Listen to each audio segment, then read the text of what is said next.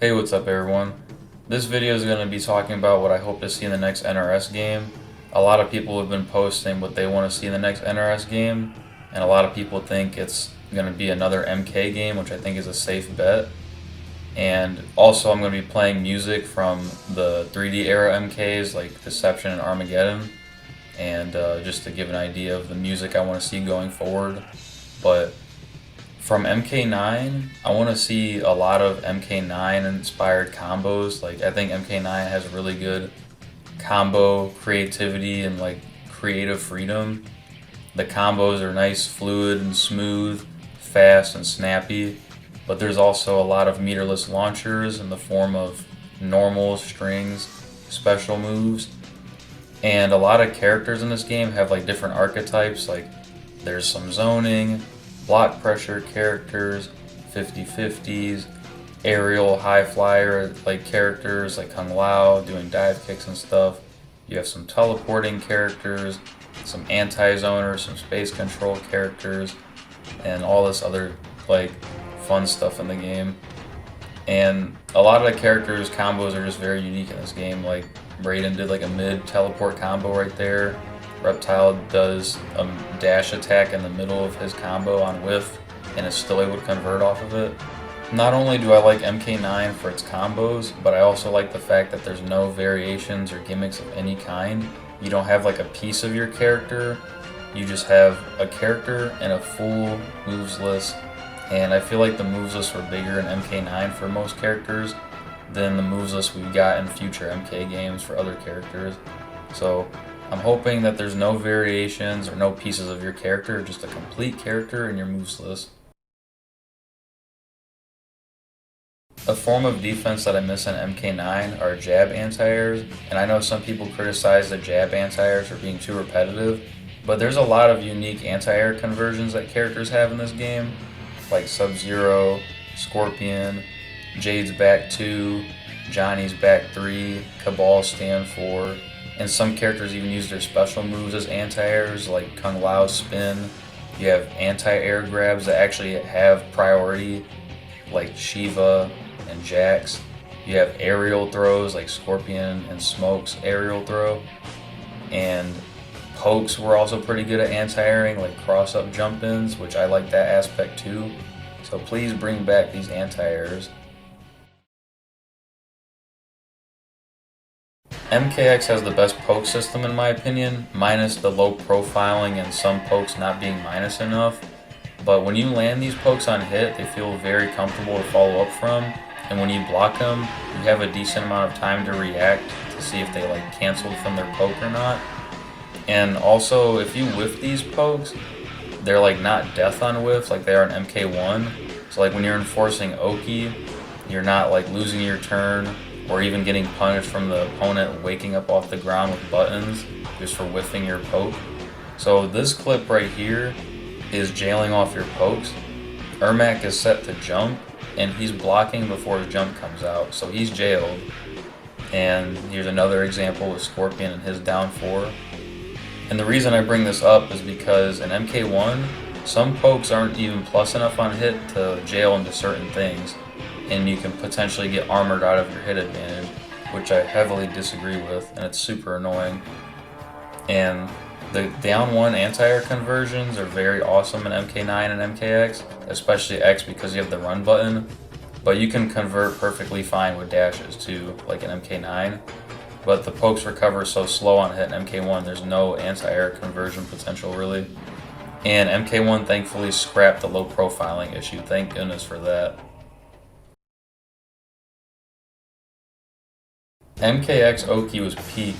If you down 1 and they get up, you're minus, but if they short or long delay get up, you have time to enforce a string on their way up, and they have to block.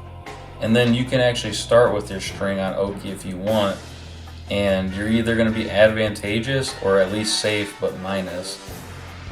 And depending on the option they go for, like long delay, I'm minus in that case, but safe. And even staggers and the pokes are really good in this game.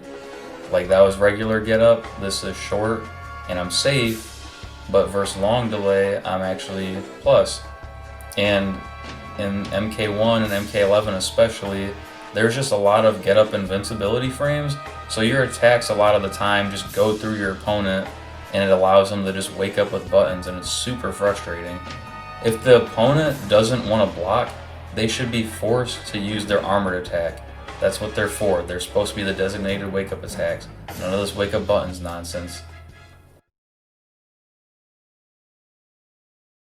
MKX had the best design jump kick meta in my opinion. They just felt very fair, and what you're seeing is many different scenarios of Ermac trying to pick up off a jump kick, and these jump kicks also didn't have these stupidly large hitboxes. Like Ermac just missed his jump kick like 5 times, and they're just low risk, low reward type things in this game. Like they just felt very fair and weren't like, they didn't feel overpowered like they do in MK11 and MK1. Like in MK11 onwards, they have gotten super scrubby. They're way too rewarding. Like they're easy to pick up off of in MK11 and MK1. In this game, what makes them so hard to convert off of, like unless you have an aerial special, is when you land a jump kick in this game, you have like a moment of pause in the air before you touch the ground and like try to move to convert off of it. And I really wish they would bring this back, because ever since they took it away, jump kicks have just gotten way too oppressive. And also, MKX jump kicks didn't hit on both sides like some of these MK11 or MK1 jump kicks. So I'm really hoping that they go back to this style of jump kicks, and even these jump kicks were anti-airable.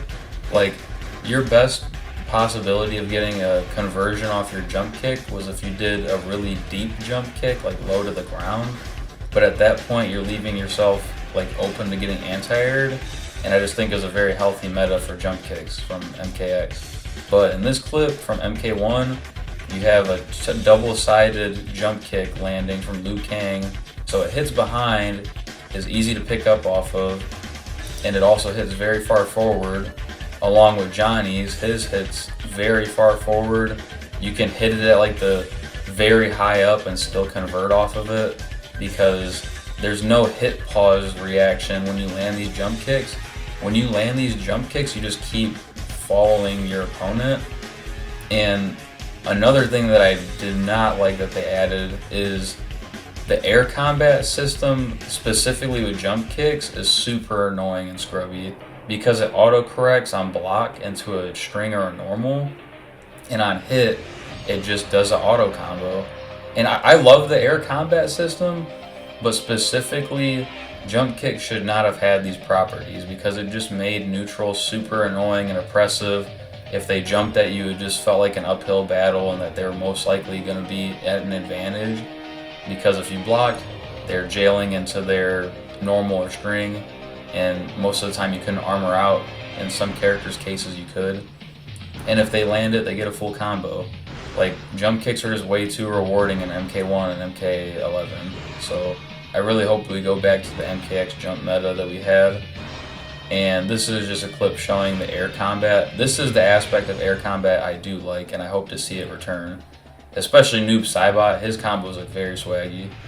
Like, they just go on, and it's awesome. So a lot of these mechanics kind of tie in together very well.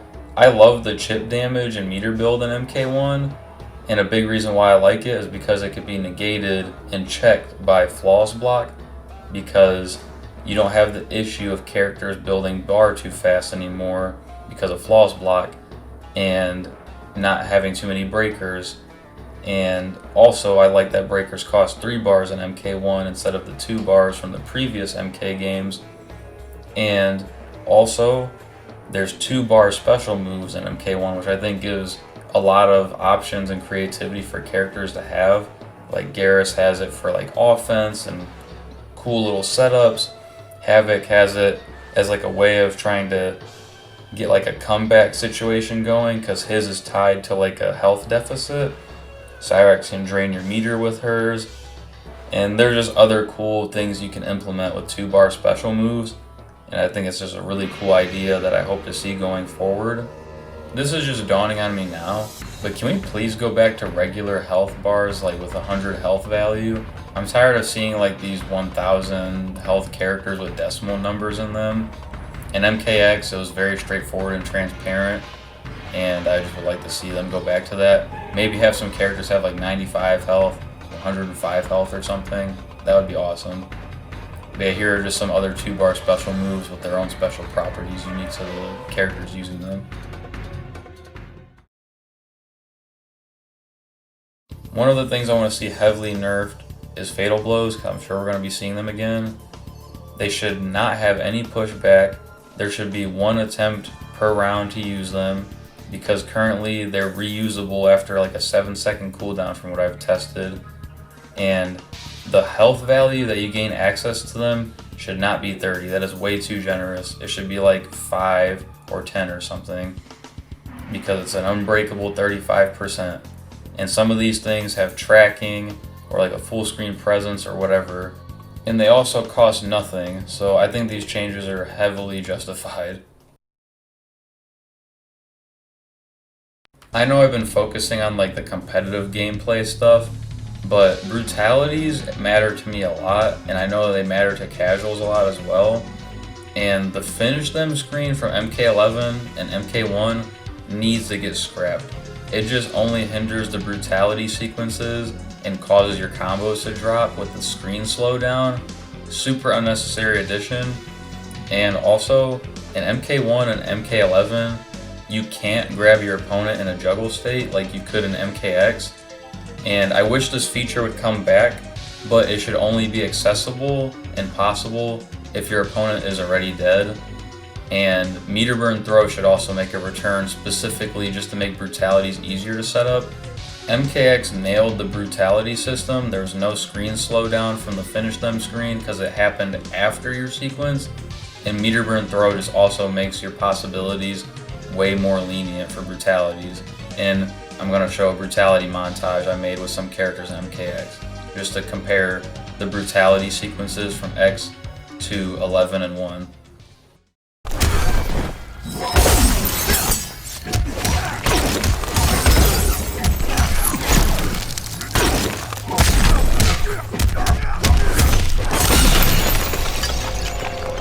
Brutality.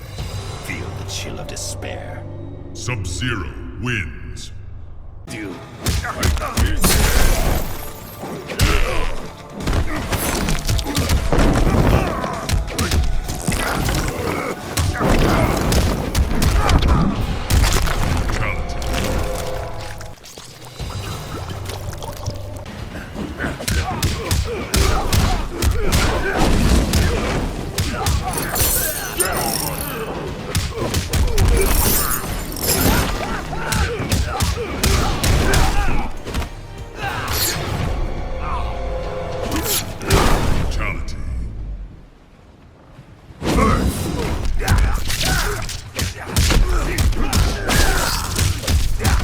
Wives know when to yield.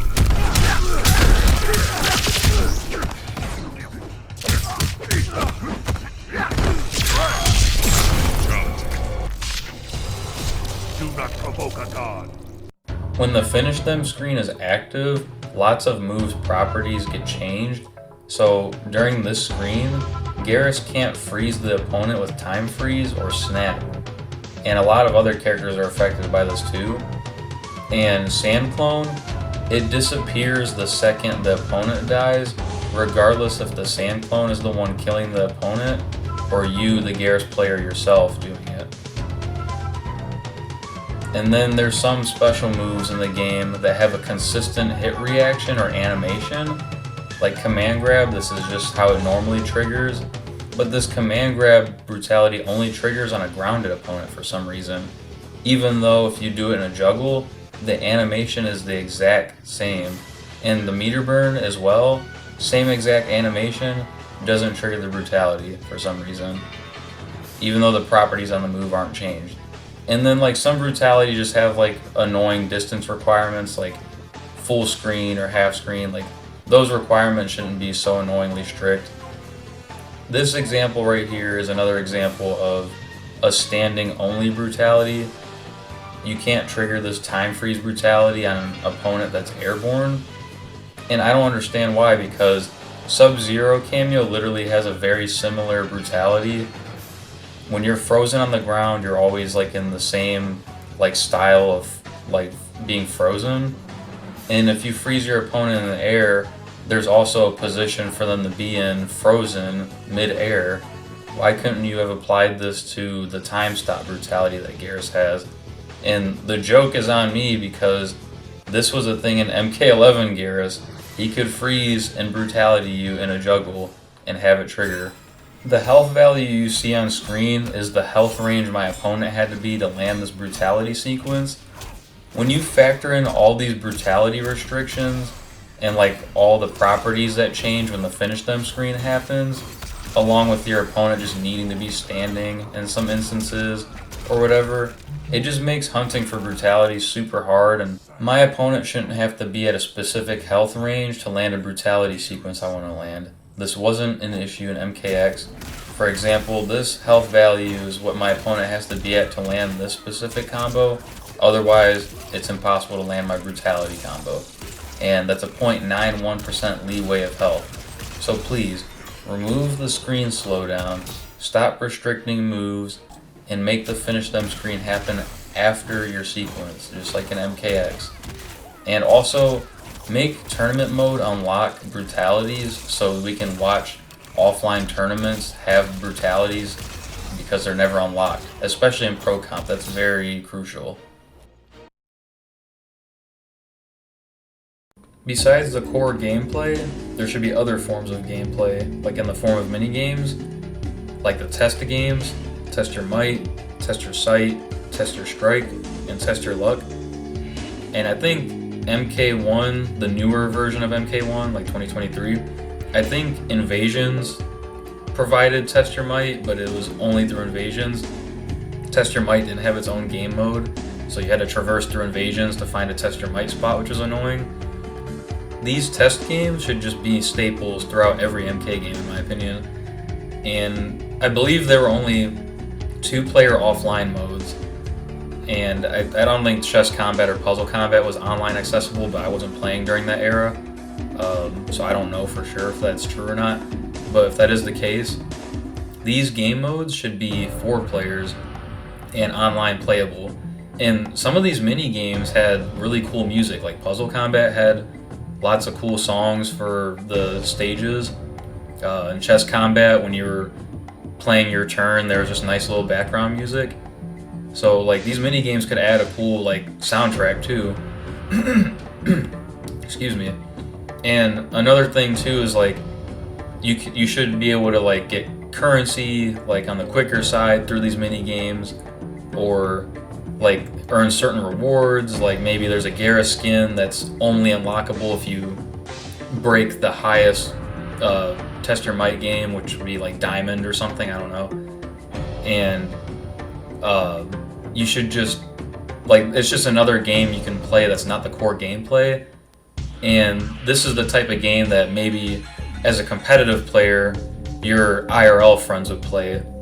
Like my friends that I know in person aren't going to play fighting games with me. They know that I go to tournaments and stuff, and I kind of ruin fighting games for them, to be honest. But mini games like Puzzle Combat and all these test games or whatever, these are games that they would play with me because they're easy entry, and it's just, you know, pretty much silly nonsense games, but they're fun. They're super replayable. They play Pokemon Stadium and Mario Party with me because it's not super competitive like the core gameplay is in these titles. These mini games are fun for competitive and casual players. Competitive players, I think, enjoy mini games just as much as casuals do. I know as a competitor, I enjoyed these mini games. MK12/MK1 only had invasions, which in my opinion was super boring and felt like a chore. The gameplay was just too similar to the core gameplay with some aspects of Test Your Luck, and it was super frustrating to play because a lot of cool rewards were locked behind invasions. And there's so many mini games you can use as inspiration out there going forward for like MK mini games.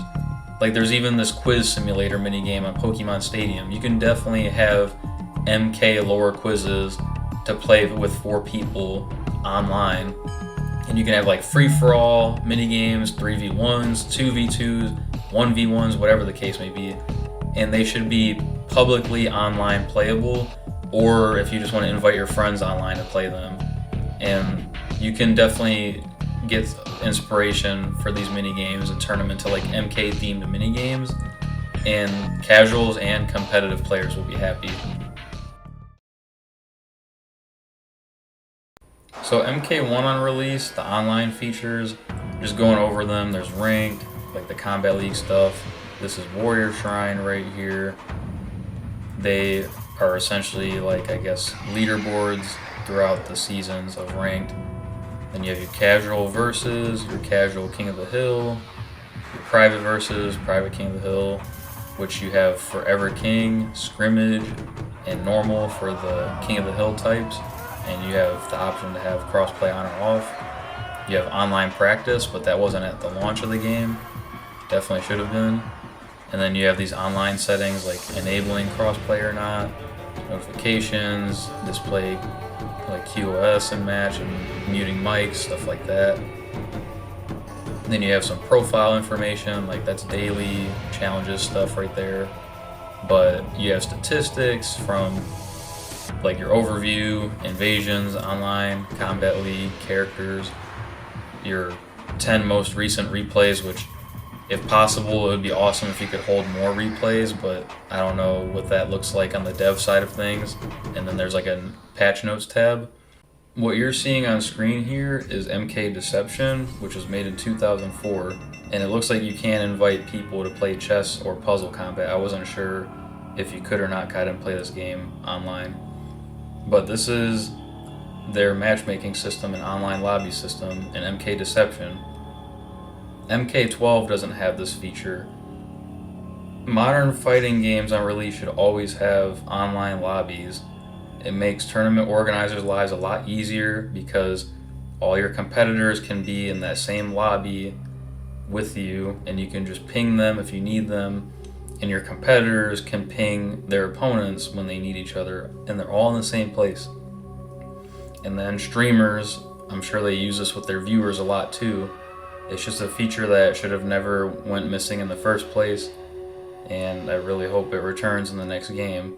But other features I want to see going forward is while you're queuing for ranked or player match, you should be able to play in a different queue or like a waiting room of a different game mode, like whether it's practice mode or maybe mini games, whatever, while you're waiting for your match to find an opponent. And I know Street Fighter 6 has this feature. You should also have Wi-Fi filters. You should be able to disable like any wireless players that you could run into, or maybe have like certain ping ranges that you want to set so you can avoid Wi-Fi warriors or, you know, really bad pings. And another feature I want to see is a streamer mode, because I know streamers have like a worry that their MK videos are going to get demonetized or taken down for the violence. And also crossplay should always be there on release as well. These features need to be like staples in modern fighting games going forward.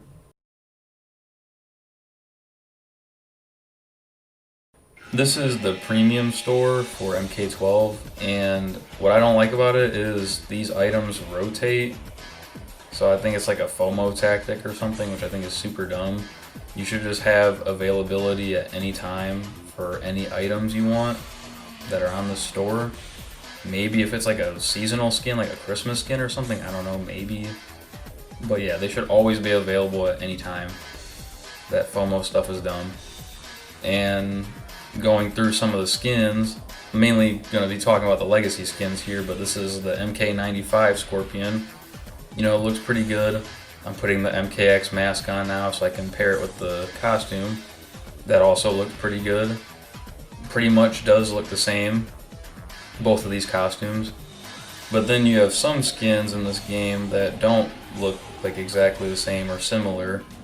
And one of the things I don't like about this skin is instead of a flaming skull, it's a flaming fleshy head. And that kind of just killed the Deadly Alliance Scorpion skin for me. And there's worse examples of skins that are supposed to be legacy in this game. UMK3 Ermac looks good. The Ninja Stars are like a cool touch. I just don't like how like the mask looks a little blocky, I guess, and the cat ears are very exaggerated on the helmet, or not the helmet, but the hood. I don't own all the skins, but here are some side-by-side screenshots of the costumes I do own with their quote-unquote legacy counterparts, and you can clearly see like some of these just aren't even identical. Like Mileena and Shao, they don't really look anything alike, and it just feels like a new entire skin or character at that point. The new MK2 movie Shao skin looks pretty identical. I think he might have a cape in the movie, but regardless, it still looks similar. And then you have characters like Havik that never got a legacy skin, and like new era Havik is not as cool as old school Havik at all. And there's just so much money that could be made with these legacy skins. MK9's like old enough to the points where you probably could make MK9 skins. Like they released MKX skins like as legacy skins. So there's so many costumes that are beloved in the series you can use that you can easily make money off of. But if you're going to use them, please let them be 1-for-1 ratios. And I know especially the female characters got like overhauled with the legacy skins because maybe the games they did the skins for had revealing features, which I don't really care if the women characters have revealing features or not. I just want the clothes or the costumes to look the same. I don't care if they have like ginormous triple D boobs or whatever or not, or if, like, you know, just super revealing features. I just want the skins to look the same regardless of how people feel about censorship or whatever. And that's just a huge opportunity to make a lot of money for NRS. Like, I would buy all the skins that are legacy skins if they were actually 1-for-1. And there's so many good costumes you can do that for. Along with the different skins, there should also be a gear system, and I think Injustice 2 did the gear system the best in terms of your options to choose from and the amount of things you can modify. You have your head, chest, arms, legs, and your weapon, or whatever your other fifth item was, depending on your character. My only criticism to the gear system in this game was there was lots of duplicates, and they had like different stats tied to them. In my opinion, the items should just come as is by themselves, and there should only be one of each item. And if you want to add stats to it for like the casual game modes, they should just be separate from the gear pieces. That way you're not flooded with like a bunch of duplicates and you're trying to sift out a specific one that you want amongst the duplicates.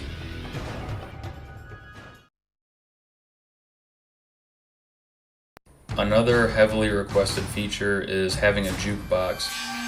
Street Fighter 6 has this, and I guess you can make it a playlist for every character, which is cool. And it would be cool if you could make like a menu playlist too. And Black Ops 3 has this as well, and even Def Jam had it to a certain extent. I want to be able to play MK Deception tracks and Armageddon tracks while I'm gaming. Like, that would be awesome. One feature I really miss and want to see come back is an intro cinematic. And I understand that games are only getting crazier and more expensive to make, probably, like, because graphics are just getting better over time. But a good intro cinematic is like taking pre-workout before the gym or drinking coffee before going into work. It just gets you ready, it sets the tone, and you're just getting ready and pumped up for what you're about to get into. And I'm about to play the MK Deception intro and then the Armageddon intro. Here you guys go. It was not by chance that this struggle came to be. The blame falls squarely upon my shoulders for giving evil the chance it needed, and therefore fulfilling an ancient prophecy. Raiden's Earthrealm champions had failed to stop the Deadly Alliance from fully resurrecting the mummified army of the Dragon King. In the end, only Raiden himself stood between Earthrealm and total destruction. Defying the Elder God's wishes, he alone challenged Quan Chi and Shang Tsung in mortal combat, Earthrealm's last hope for freedom.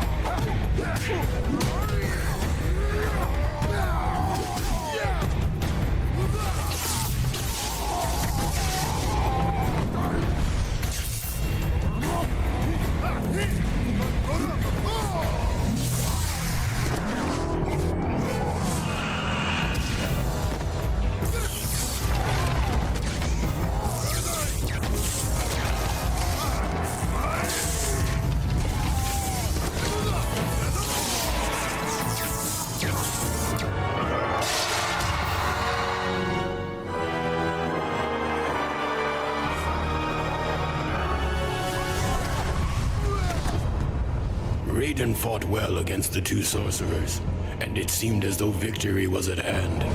But the combined might of Quan Chi and Shang Tsung proved to be overwhelming, even for a Thunder God.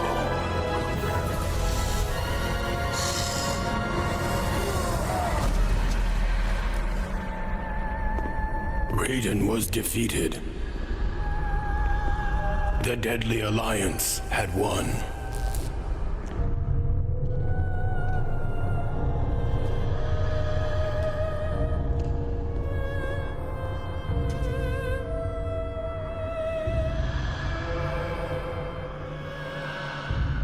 Their victory was short-lived. As suspicion and lust for power overcame both Quan Chi and Shang Tsung, the former allies turned on each other. The Deadly Alliance was no more.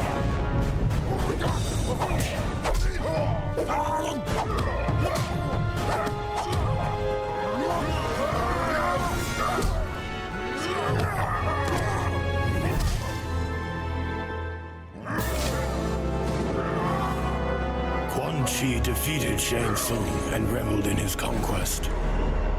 But it is said that there is only one true ruler of Outworld.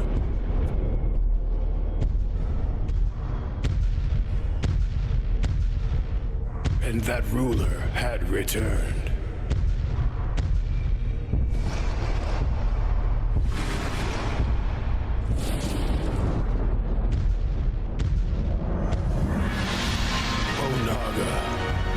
Former Emperor of Outworld, the Dragon King. The prophecy had been fulfilled. The Dragon King had indeed returned to Outworld to reclaim his army and impose his dominance. Death awaited all who stood in his way.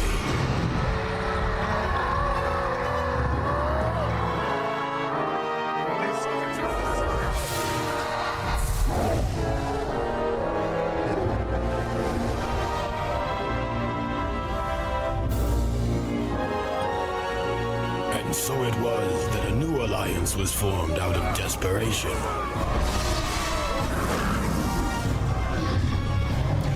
Sworn enemies joined forces to combat a greater threat. Raiden began to realize that even their combined might was not enough to defeat the Dragon King.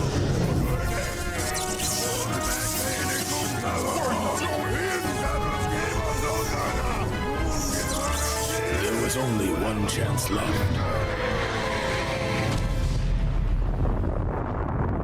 Raiden's sacrifice was in vain, for the blast had little effect on the Dragon King.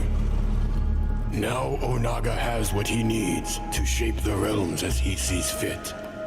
I was the fool who brought him this power. Only I can destroy this threat, born of deception.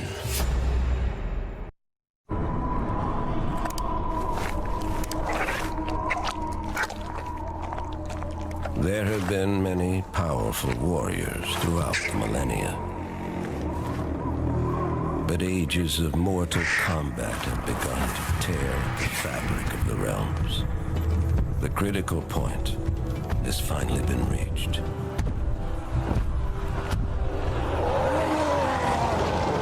It was foreseen that combatants would one day grow too powerful and too numerous.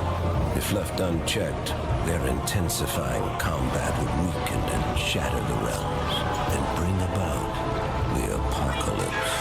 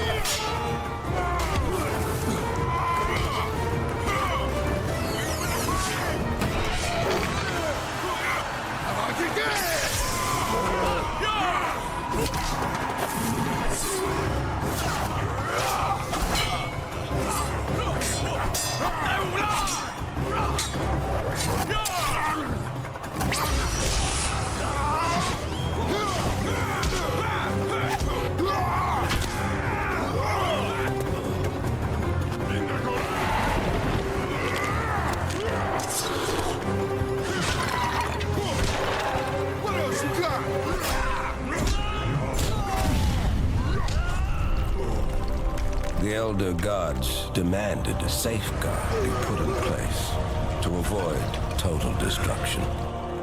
One that would make use of the combatants' insatiable bloodlust. Like moths to flame, they would be drawn to battle.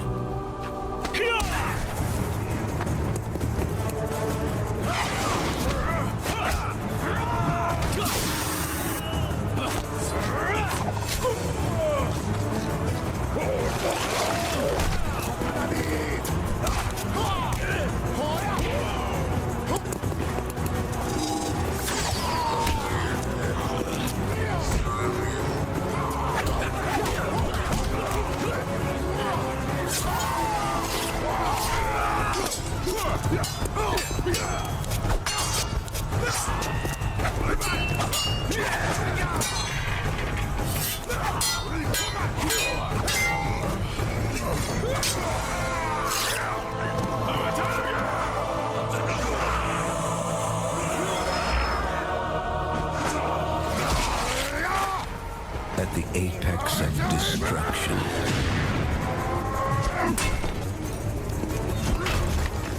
alliances will be broken.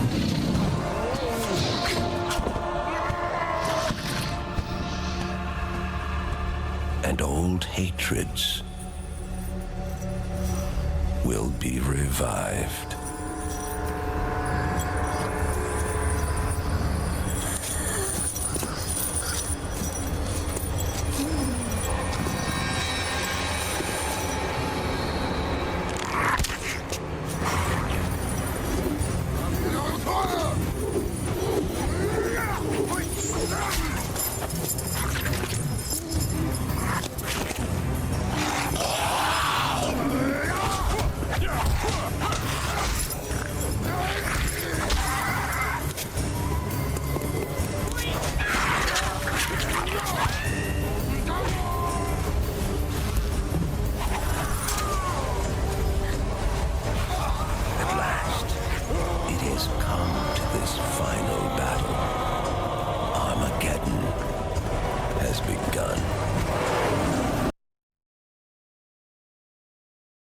Tell me those intros didn't get you pumped up. They always get me pumped up and I always watch them before playing those games. But anyways, for the story mode, I would much prefer to see a modern day Conquest, but I feel like we're going to get the normal traditional chapter system. So my pitch to this is a Black Ops 2 inspired story. So what you see as a screen here is 3 people getting sniped, and this is you saving this girl named Karma, and she has a big role in the story mode. And you can fail this mission. If you fail this mission, DeFalco, the villain, ends up kidnapping her and getting away. And those have, depending on if you fail or succeed, will affect the story mode outcome later down the line. And in this example, you have the choice to either take a kill shot or not take a kill shot. And in this clip, the player's not taking the kill shot. This also has a special effect depending on if you take the kill shot or not later down in the story mode. And one example I could think of is like in Sub-Zero Mythologies, for example, you play as Bihan and you eventually run into Hanzo Asashi, and he ends up killing Hanzo. But what if you had the choice to spare Hanzo? So like say you kill him and then the regular events play out, Scorpion reappears in the jail cell with Sub-Zero, you kill Scorpion, and then later in the lore, Scorpion appears again, and Bihan gets killed, and then eventually becomes Noob Saibot after losing to Scorpion. But what if you spared Hanzo instead, by your own choice, and maybe he doesn't blame you for the death of the Shirai Ryu and his family, because that's something that Quan Chi planted in Scorpion's mind, and they end up making amends and they don't have beef. You know, that would just be kind of like a cool example I could think of in terms of sparing or killing somebody, just on a basic example. But there's other Black Ops 2 choices you can make that are pretty in-depth, and this one right here, you're playing as one of the protagonists who's like an undercover agent trying to get intel from the bad guys, you know. But Menendez, the main antagonist, is handing him a gun right now, and Menendez is onto him. He knows Fareed's on like some undercover shit, so he gives Fareed the option to kill Harper, and your choice is to either kill Harper or try to shoot Menendez. But in this clip, the player shoots Harper, and because Harper is dead, he's not to be seen later in the story mode. So that also plays a role, and certain scenes actually are different depending on what you decide in this moment. This scene happens specifically if you kill Harper, but then a different scene plays if you try to shoot Menendez, and I will show that clip later down in the video. A MK example I could think of, compared to this Black Ops 2 example, playing as Fareed, is maybe you're playing as one of the protagonists and you encounter Shao Kahn or something, and he has some protagonist characters captured. Like maybe you're playing as Katana and he has like Jade captured, and he's like, oh, Jade was betraying us and I caught her and I want to have you execute her. And you have the choice to either just execute her or something, or maybe badly wound her, or you can try to take your shot at Shao Kahn, but if you try doing that, he just dogs your shit, either kills you or badly wounds you or something, and, you know, that's just a choice that has certain outcomes later down in the story mode. Now, in this mission, you're playing as Menendez, and Karma gets saved by Fareed because Fareed takes the bullet for her. So she ends up living because of Fareed, and that has a huge role in the story mode. And another idea I just thought of too is you're playing as Menendez in this clip, and you also play as him in another mission too. So like, what if you played as Shao Kahn or whoever the main villain was, and let's just say Shao Kahn, for example. In this Black Ops 2 clip, you have the choice to kill Admiral Briggs, who's like the, you know, one of the top guys in the Navy or whatever in the story mode. But as Shao Kahn, what if you're playing as him and it shows like some cinematic or story mode stuff, and it shows him, like, you get to invade Edenia while playing as him, you get to enslave Katana, Sundel, and kill King Jared, and it just shares some of the MK lore, and you're also playing from the perspective of Shao Kahn. I don't think you've ever gotten the chance to play as a villain in the MK games, if I remember correctly.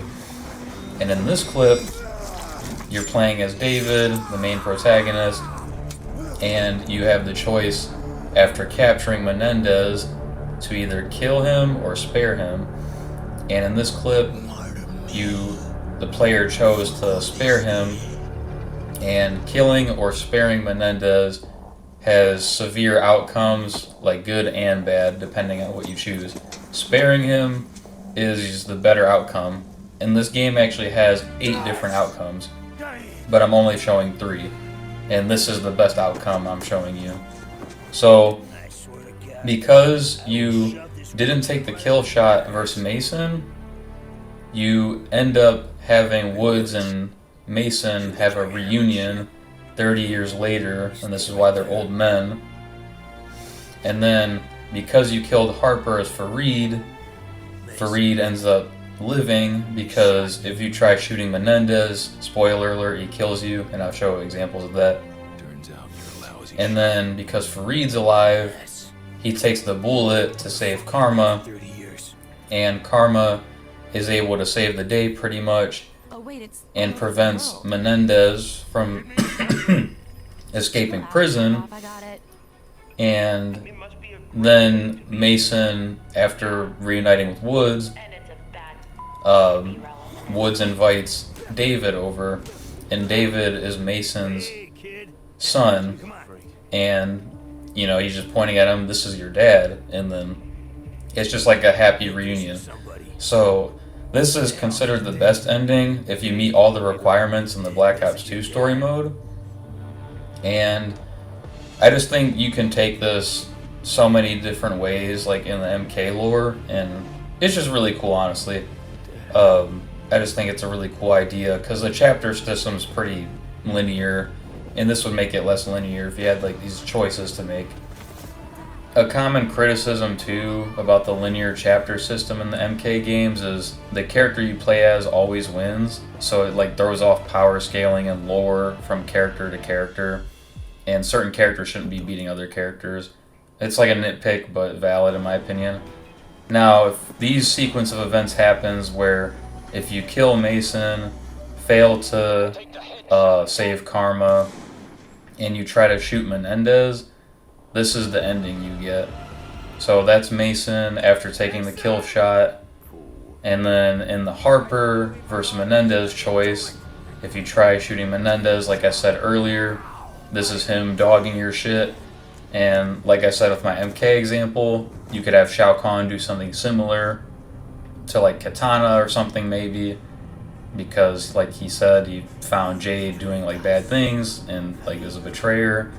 And because DeFalco got away in these outcomes, he's actually beside Menendez in this clip. So there's some attention to detail too, which is pretty cool. You know, based on your choices, certain characters are in certain scenes or not. And back to this scene, because DeFalco is alive, he actually ends up killing Karma, and that's why Farid dying or living matters so much, because if he's not around to save Karma, DeFalco ends up killing Karma, and then that's bad for the story mode, because if you spare Menendez after Karma dies, then Menendez ends up breaking out of jail. Now, I know in this clip, the player just shot Menendez and decided to kill him, but even that has a bad outcome, which we'll play in a second. And because Harper lived, this scene ends up playing. So after Menendez gets killed, he somehow gets a video uploaded upon his death, and his Cortes DA movement takes into place, and a bunch of people like are on his side. He has a bunch of followers, and it creates like a bunch of anarchy around the world pretty much. And then this scene right here is David and Woods visiting Mason's grave. Again, Mason being the father of David, because he took the kill shot, and you know he's not around to reunite with Woods and Mason. And this is the anarchy that takes place when killing Menendez and also failing some other requirements in the story mode or making certain choices. And, you know, this is like not the worst ending, but it's still like an not too good ending. Now, this is considered to be the worst of the worst ending. If Mason and Karma die and Menendez lives, instead of Karma saving the day, the CIA guy tries to, but he can't do what Karma does, so he ends up not being able to save the day. Menendez is in jail, but instead of bashing his skull into the TV screen when Karma's alive and dogging him, he actually ends up escaping prison because Karma's not there to save the day, and his cyber attack happens, and he's just able to break out of jail. Dude turns into Batman, and he's allied with the darkness, I guess, and disarms these guys. I don't know. That's just that Shao Kahn level villain stuff right there, I guess, in Black Ops 2, though. And then he goes to Woods, because he beefs with Woods because, long story short, Woods accidentally killed his sister with a grenade throw that was originally targeting Menendez, but the grenade did not target, it didn't make it to Menendez, and it accidentally killed his sister. So Menendez kills Woods to avenge his sister, pretty much. And seeing Woods die, obviously, is like not like one of the good outcomes. So imagine you're playing as a main antagonist, and there's a bad ending for the said villain, and that would just be kind of cool. I hope that the Black Ops 2 inspired like comparisons for the story mode made sense. For anybody that's not like a Call of Duty fan, I hope I simplified it enough to where it did make sense. But before I wrap up the video, I just want to spitball a few things that I did forget. For the story mode, I'm really hoping we just go back to the old timeline. Please go back to the old timeline. Like, I don't want to see Sub-Zero and Scorpion be brothers. I don't like the Tanya story changes, the gender bent cyborgs, like Cyrax and Sector shouldn't be females. Like, you're just removing a bunch of character identity from all these characters from the story mode. Like, the only characters I think that got like a good story change was Reptile and Melina and Baraka. That's really it. Everything else about the new timeline I just don't think is that good. Havoc being Dairu, the Chaos Realm not even existing, just makes no sense and is just worse for the story. There's so much story material from the Midway era of the story that went untouched and could have easily been expanded upon more. And the MKX comics had really awesome content, but apparently it's not canon, so that sucks. And please give us Onaga. We've been waiting so long to see Onaga, and give Shao Kahn, like, if you're going to use Shao Kahn again, at least return him to his former glory. Like, none of this General Shao stuff. Stop giving him these dragon horns. And for the MK title, don't go with MK13 or another number. Like, I really hate doing a Google search for a game that has the same name as another game. Like, Call of Duty's in the same boat. There's the classic Modern Warfare series, and then there's the Modern Warfare series from 2019 onwards. So please just use like a word with this new MK title if that's what's coming. In my opinion, MK1/MK12 should have been called MK Rebirth, and shout outs to Michelangelo for that pitch, because I think that's just a perfectly fitting name. And just like similar to MK Deadly Alliance, Deception, Armageddon, there should be a word that goes into the title of the next MK game instead of like a number system. After rewatching this clip that you see on screen, it reminded me that NRS still hasn't implemented a feature to just let you change your button configurations online. Like, you have to go to offline modes to change your button configuration, but you should be able to change them at the character select screen while you're playing against your opponent or in a King of the Hill or something if you're in a tournament. That way you don't have to back out, delay things, and re-invite and all that stuff. That's like a huge quality of life change that I feel like has been missing for way too long. And that's everything I'd like to see in the next MK game. I saw some YouTubers post their list of things they want to see, like Dynasty, Mike Hollow, Super, History Behind the Warrior, True Underdog, and some other YouTubers. So it made me think to make like my own video and follow the trend pretty much. But I hope you guys enjoyed the video. I kind of put a lot of this together with just my PS5 editing software that the console comes with and a little bit of my PC. So I hope it turned out well. I put like a decent-ish amount of time into this, but let me know your guys' thoughts in the video, and let me know what you guys think and what you want to see in the next MK game.